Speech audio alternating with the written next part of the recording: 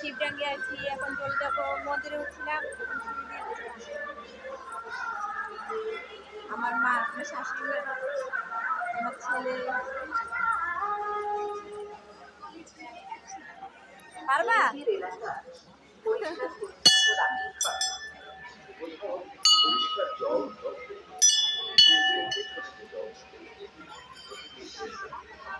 মাটির হাঁড়ি, ডাবের খোলা, ফ্রিজ, এয়ার কন্ডিশনারে কখনোই জল জমতে দেবেন না।